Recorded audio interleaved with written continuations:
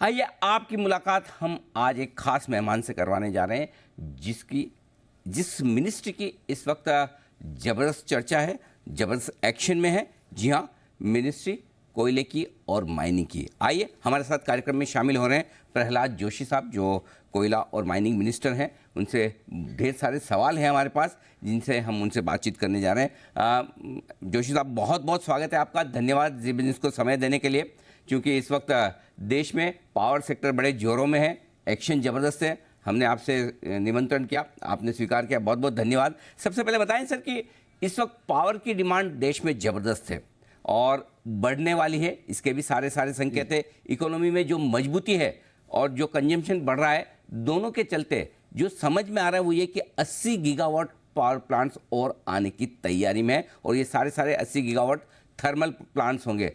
क्या देश में पर्याप्त कोयला है ये नई कैपेसिटी लाने के लिहाज से? समझाएं सर।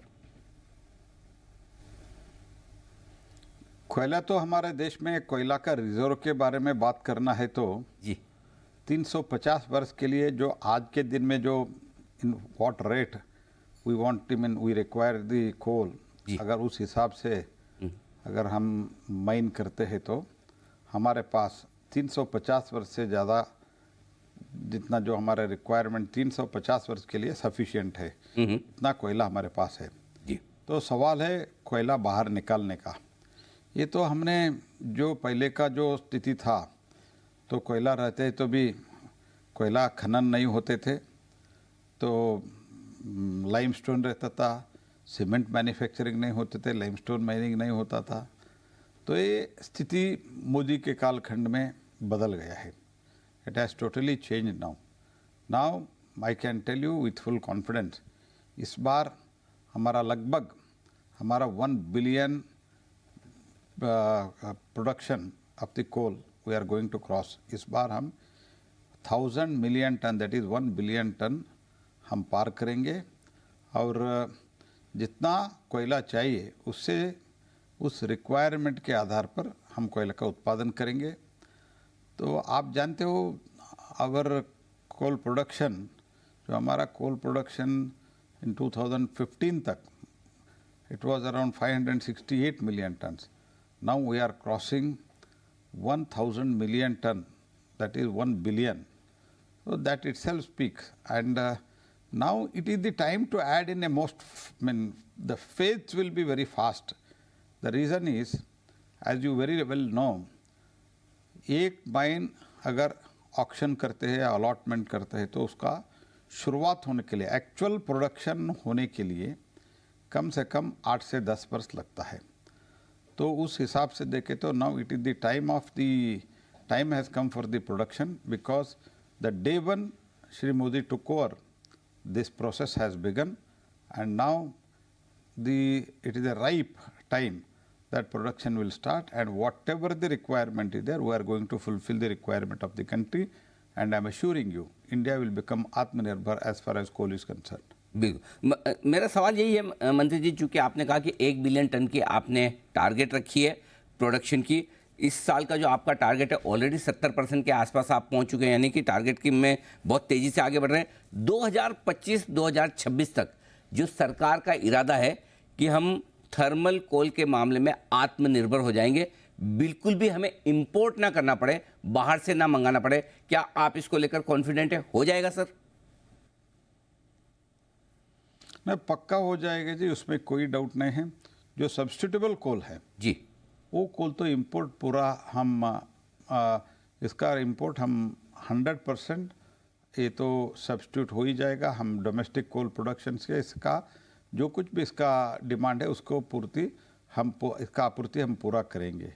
लेकिन तो कुछ चीज़ हम हमारे बियॉन्ड द रीच है, वो है, देखो हमारे पास इतना कोयला रहते हुए भी कांग्रेस के कालखंड में ये इम्पोर्टेड बेस्ड पावर प्लांट लगा है।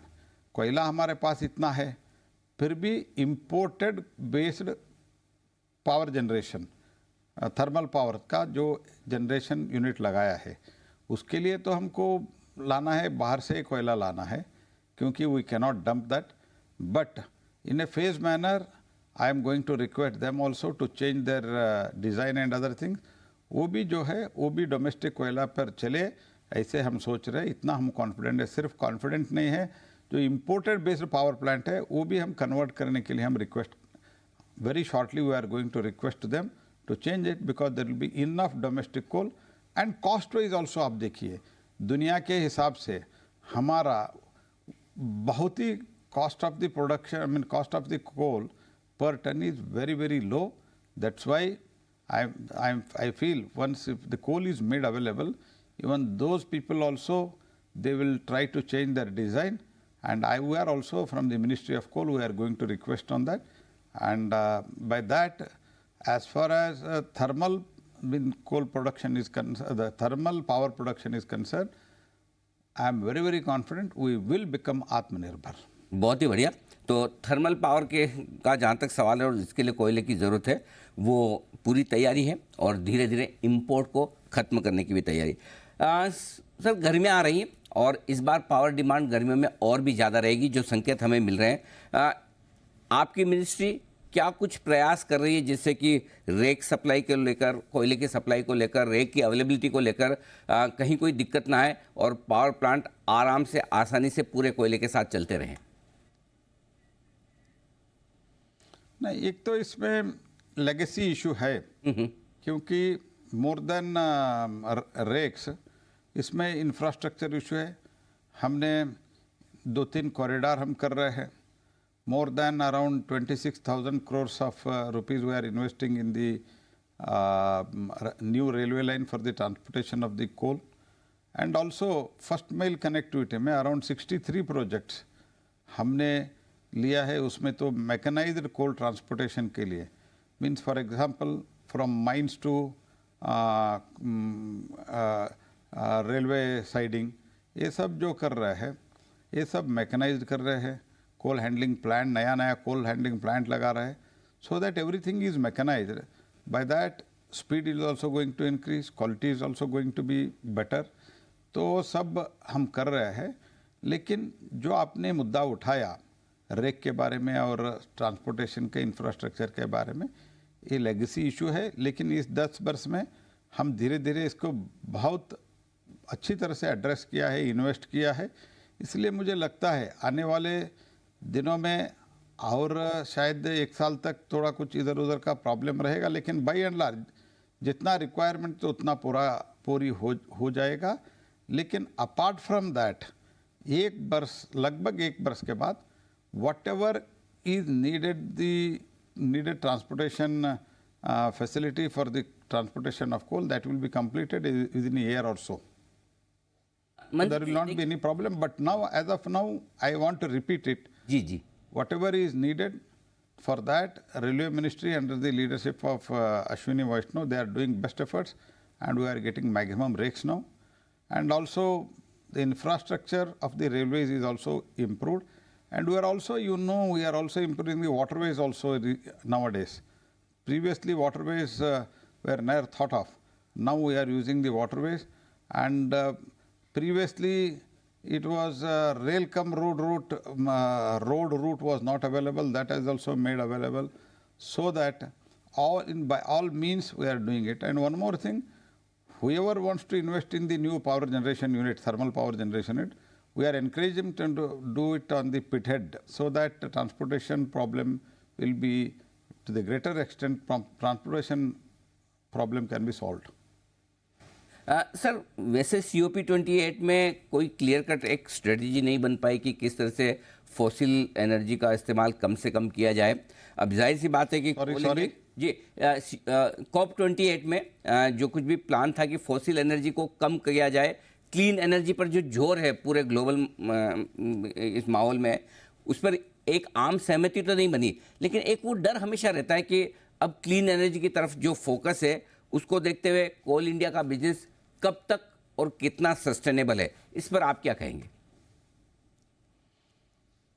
मैं तो यही कहने वाला हूँ, एक तो कोल उपयोग करते ही along with the production of the thermal power, how it should be sustainable, ये तो देखना चाहिए। तो whatever the Prime Minister has made promise to the World Forum, that has to be honored. For that, how to make it sustainable, that is number one. Number two, as far as Coal India and the overall coal production in India, coal business in India, if I can say, the requirement of power is going to be doubled by the 2030. So even if you consider that 50% of that is met by the renewable and other things, the 50% of the overall requirement, and out of that 50% of that is very huge. Even for that, we need at least in coming 4 to 5 years, we need 1.5 billion tons of the coal. So that is the requirement of the India, because India is the broad spot. There is a lot of, huge foreign direct investment. There is, even aspiration of the people is also increasing. See, for more than 18,000 villages, till Modi could take over, there was no power connection. But today there is a power connection. More than 2.5 crore people throughout the country, they did not have the connectivity, electric connectivity, power connectivity. That is being provided now. And apart from that, the growth in the economy, the robust growth in the economy, that is adding to the demand of the power. So for that to fulfill the requirement of that power, we need a huge coal. And at least according to me, in a present situation, another 40 years, we need coal, and I don't see any substitute for that. आते हैं तो अगले 30-40 साल तक तो कम से कम कोयले की ज़रूरत पड़ेगी, चाहे कितनी ही क्लीन एनर्जी आ भी जाए। वैसे आपने कहा भी कि 350 साल के लिए हमारे पास कोल रिजर्व है, निकालना एक जरूर चैलेंज है। पिछले साल मई 2023 में कोल इंडिया ने 5 साल के बाद थोड़े कोयले के दाम बढ़ाए हैं, वो भी G2 से G10 की जो ग्रेड है उसमें। सर, क्या और कोयले के दाम बढ़ाने की गुंजाइश है कोल इंडिया द्वारा? क्योंकि जिस तरह की डिमांड है उसको देखते प्राइसिंग पावर तो है, बढ़ाएंगे? नहीं, ये तो जो कुछ भी किया है वो तो मेनली वो मेटलर्जिकल कुकिंग कोल के साथ जो ब्लेंड करते हैं ना, वो हाई क्वालिटी कोल का थोड़ा कुछ बढ़ाया है। लेकिन बाकी जो आम लोगों के लिए बिजली सप्लाई करने के लिए जो कुछ भी कोयला यूज़ करते हैं, वो G7 का हो, G8 का हो, G9 का हो, G10 का हो, उसमें कोई बदलाव नहीं हुआ है। आगे भी हमारा सोच पे वो नहीं है। जो सर, अब थोड़ा माइनिंग पे भी मैं आपसे सवाल पूछना चाहता हूँ। कितनी और एक जो रेयर अर्थ को लेकर इस बार माइनिंग के आपने ब्लॉक्स थोड़े से अलॉट किए हैं, नवंबर 2023 में ही किए हैं, क्या वहाँ पर क्या प्रोग्रेस हो रही है? क्या कुछ और ब्लॉक्स हैं जो रेयर अर्थ को लेकर आप ऑक्शन करने वाले हैं? और साथ ही रेयर अर्थ की माइनिंग में क्या कोल इंडिया का भी कोई रोल हो सकता है सर? रेयर अर्थ में या डीप सीटेड में हो, क्रिटिकल मिनरल्स के, as of now Coal India का रोल नहीं है, क्योंकि as a minister for both coal and mine, मेरा तो priority for the Coal India is to produce the coal. तो ठीक तरह से कोयला उत्पादन करना चाहिए, क्योंकि country needs coal now, country needs power now. तो पावर का डिमांड इतना ज़्यादा हो रहा है, क्योंकि if you want to become, जैसे माननीय प्रधानमंत्री जी ने कहा है, now we are the 5th largest economy, surpassing the England, and in another year or two we are going to become 3rd largest economy. So imagine that size of economy. For that, how much power we require? In that case, our main thing will be to produce the coal. That's why I have given the target to the Coal India and also to the captive commercial coal miners. And I am also very happy to share with you that this time, for the first time, commercial coal production will be 15 million ton. Sometimes some people ask, what is this 15 million ton, just 15 million ton?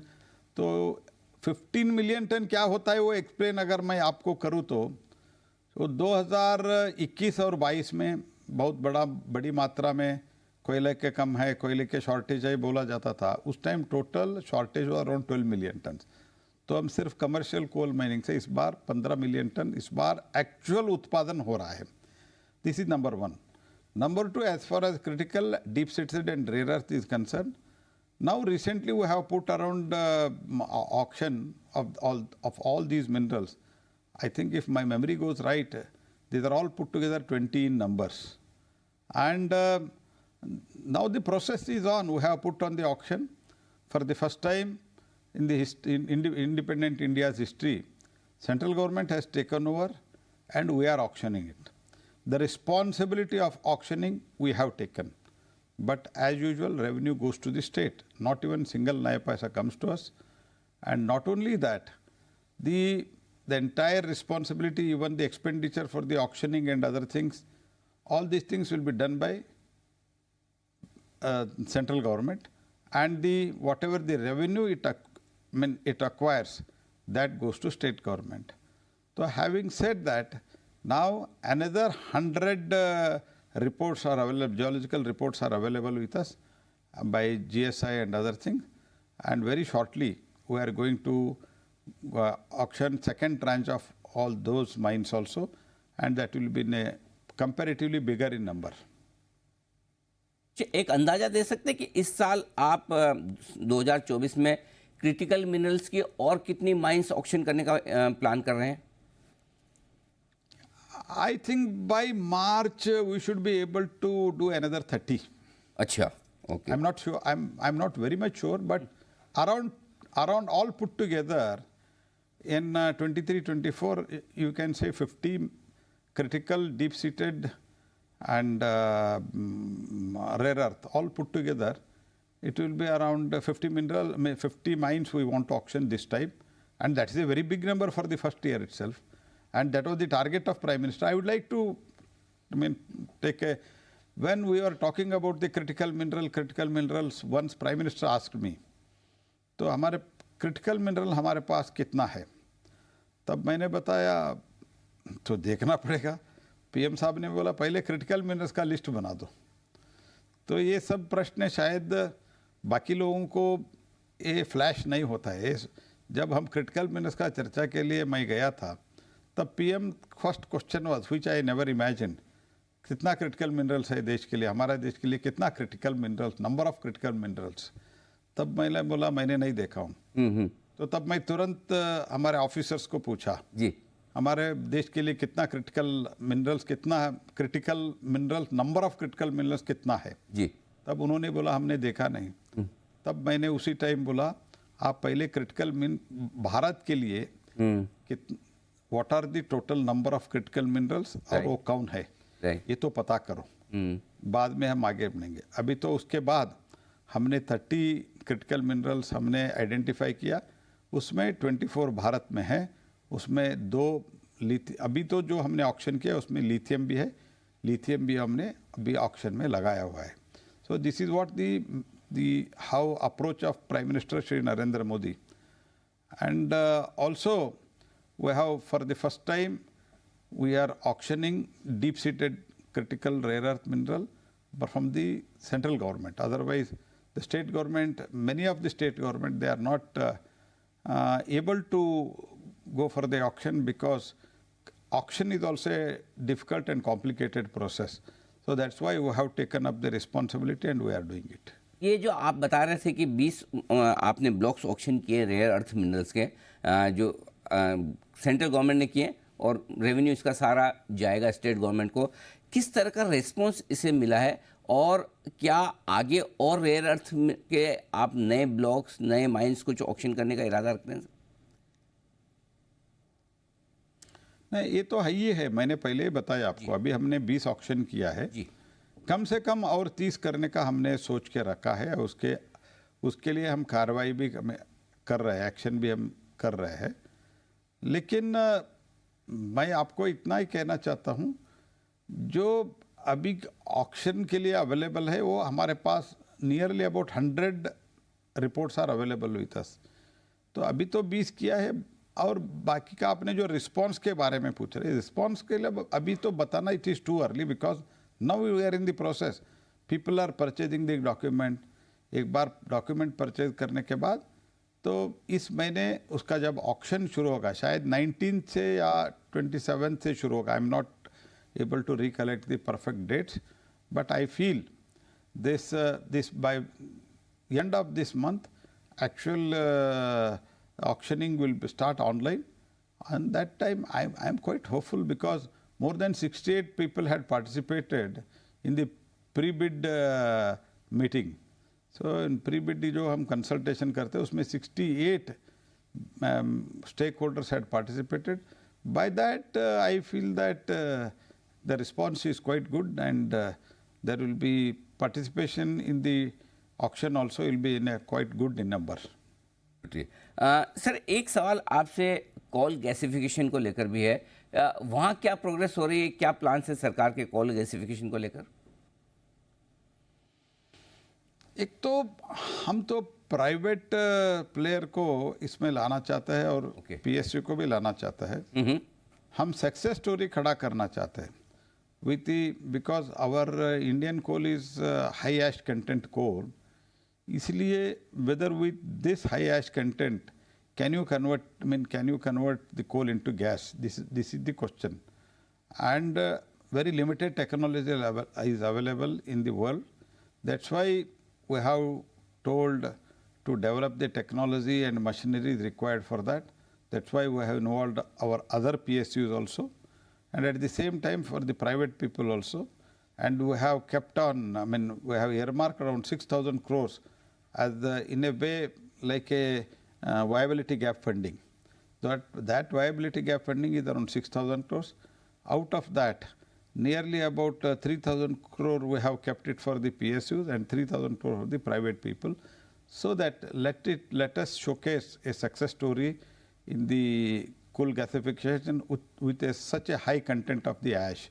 So once that is developed, I think naturally other people will also follow, other entrepreneurs will also follow, and here also there may be some startup also.